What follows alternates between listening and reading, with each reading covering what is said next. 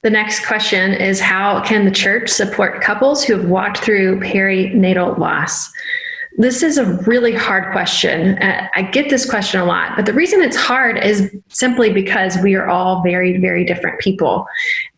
We experience things differently, and there is a spectrum from which miscarriage is a death of a baby, and then you have perinatal loss, which is also a death of the baby. And so while we grieve both of those deaths, the experience and the trauma of those two things can be vastly different. And so as you're seeking to care for someone who has gone through any amount of experiencing on that spectrum, whether it's a lighter version of the trauma, even though there's a grief over the death of the baby, or a traumatic, extreme traumatic death, those, the main question that we need to ask is, who are we seeking to comfort, and what is the best way for this particular family, for this particular couple, for us to come alongside of them? The answer isn't going to be ABC.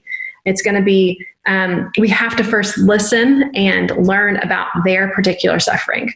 What is their particular story? So what is the most painful part of this tragedy to you? So I can hear someone's story and something very particular can stick out to me, and it may not be particularly what's hard for them. And so I've got to, as a friend, come alongside them to learn about how they're suffering and how they're processing what's happened, and what thoughts do they have the most, and what time of the day is most difficult.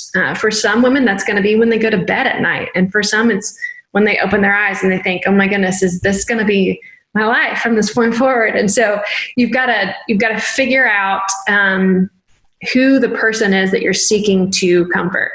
As a church, learning from the people in God's word, the stories of God's people, is a great place to point.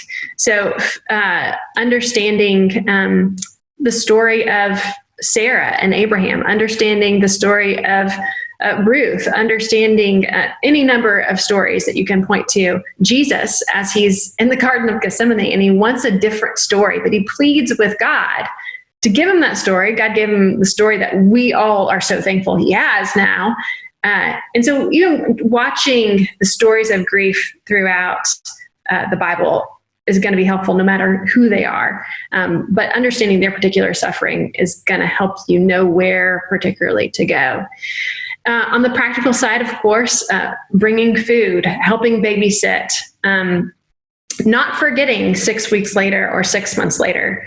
When I had my second miscarriage, a year later, or it was on the due date of my second miscarriage, I had flowers at my doorstep. My friends remembered. I was even living in a different place by then, and they sent me flowers on the due date of that baby, which was incredibly thoughtful. Some people won't appreciate that, and some people will. And so you really need to understand the people that you're seeking to comfort. And that is the most important thing as a church body we can do. Don't expect that everyone is going to want the same exact things.